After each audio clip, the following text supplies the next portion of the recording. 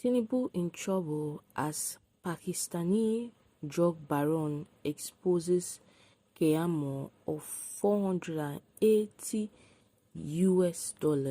fraud.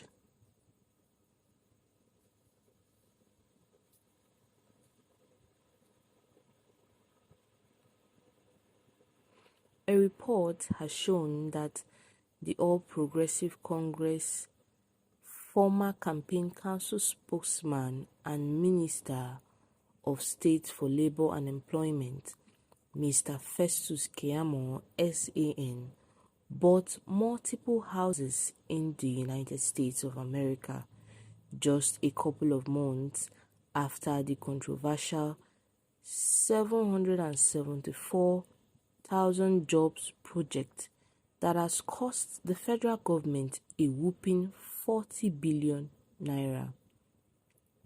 The report revealed that Keyamo acquired the property at 5509 Silver Canyon LNTX 77583 in Savannah Trace, with no traceable income to justify the purchase.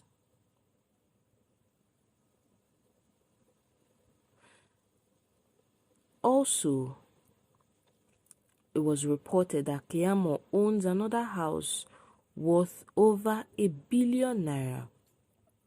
Now, a whistleblower claimed that the All Progressive Congress Presidential Campaign Council (PCC) former spokesman, owns the house worth over 1 billion naira situated in Ikoyi, Lagos. According to the whistleblower, who is also an investigative journalist, the secret house is located at number 8 Mekunwe Street, off Queen's Drive, Ikoyi, Lagos. He further claimed that Keyamo bought the land in 2019 for almost 1 billion naira and demolished it to build the structure.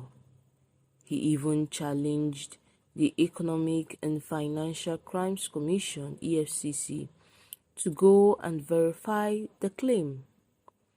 Now, reacting to the allegation involving the first house, Keyamo said in a tweet that he posted a video of the house to deride the horde of sore losers at the last elections. And according to him, he closed his foreign accounts and repatriated the funds to the country, being savings he made as a private legal practitioner and a property investor over decades.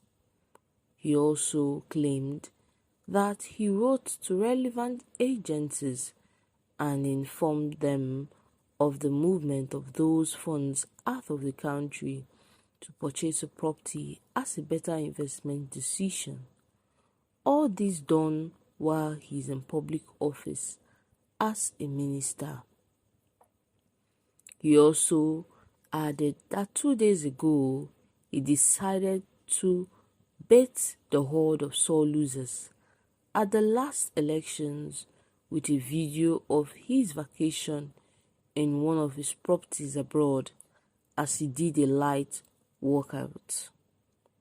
By a later dated March 16, 2019, according to him, long before I was appointed a minister and immediately I was appointed a board member of NDIC before I retired, and in line with our constitution, I wrote to the relevant government agencies involving them of the closure of my foreign accounts and the repatriation of my funds to the country, being some savings I had made as a private legal practitioner and a property investor over decades.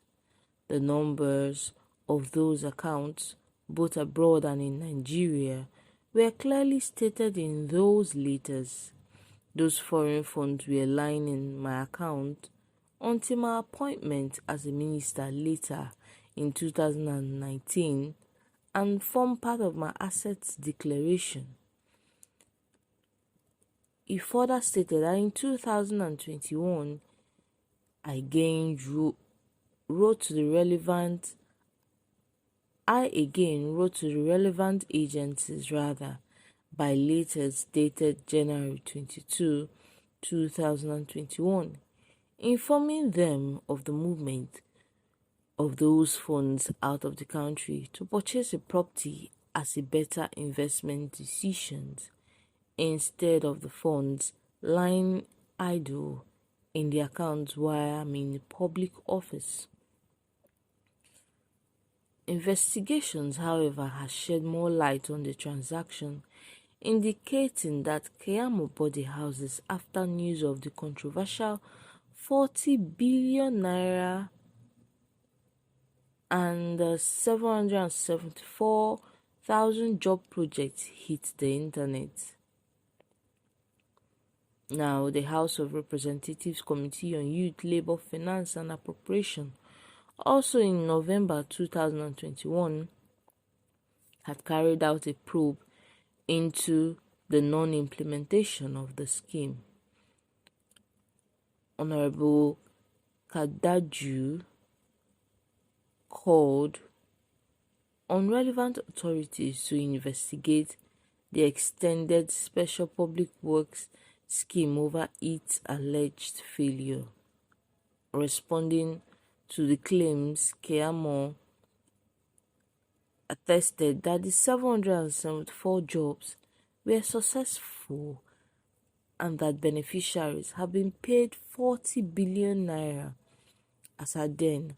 And in a statement, Keyamo also said that about 90% of the 774,000 participants engaged in the scheme across the nations have been paid. Also,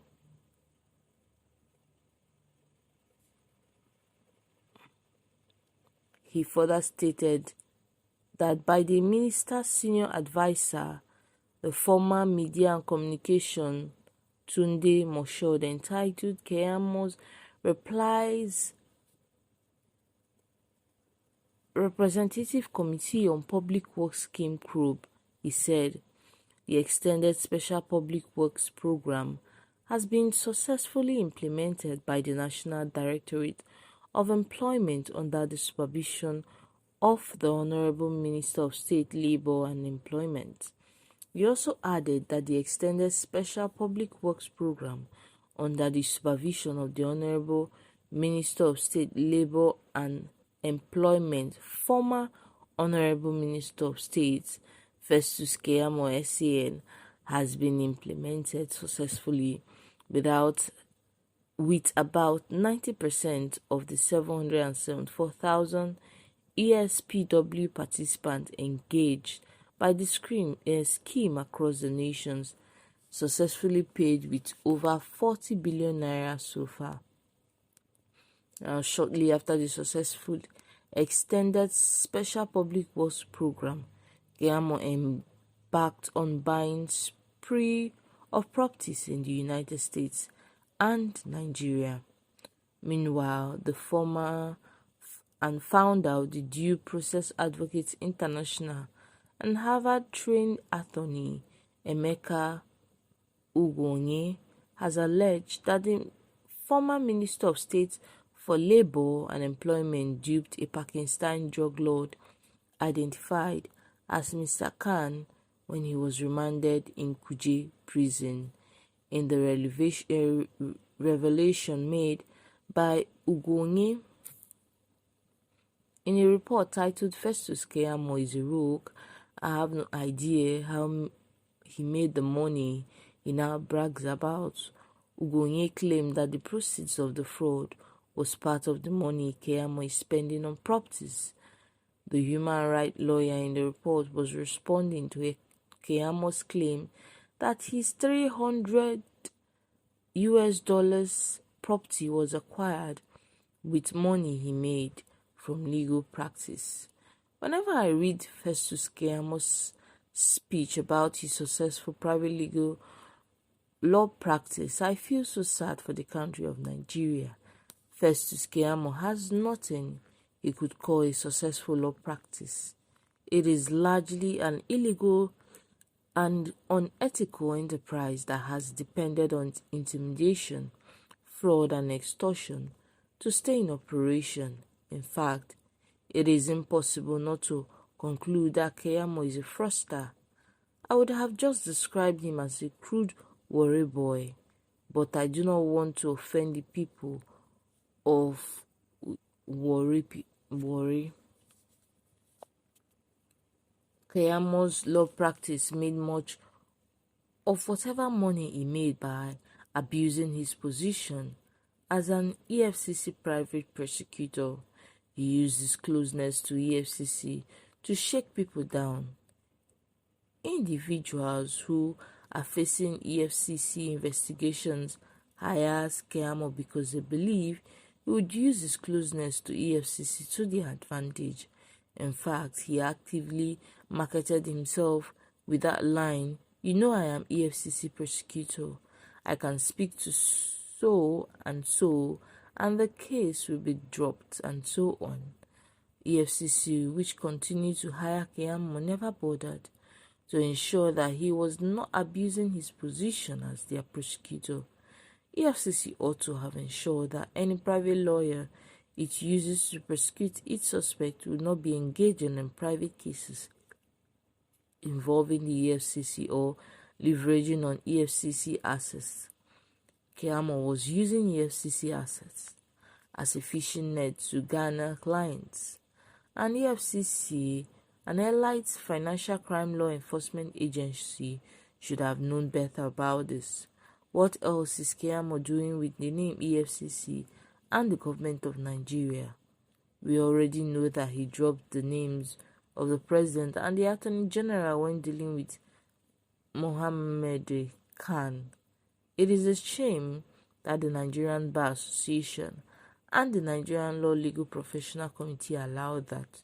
So at best, what Keyamo was doing was a racketeering operation aided and indirectly endorsed by the EFCC.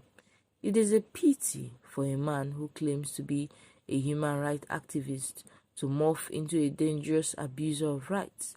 So there is nothing successful about Keyamo's law practice.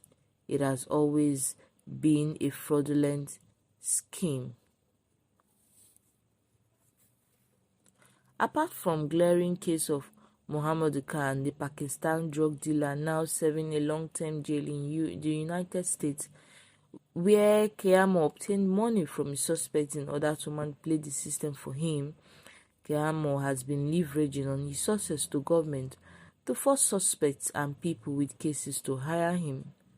You can hear him admit that he still has an active manned law firm while serving as a minister of the government. Now, what does that tell you given his past?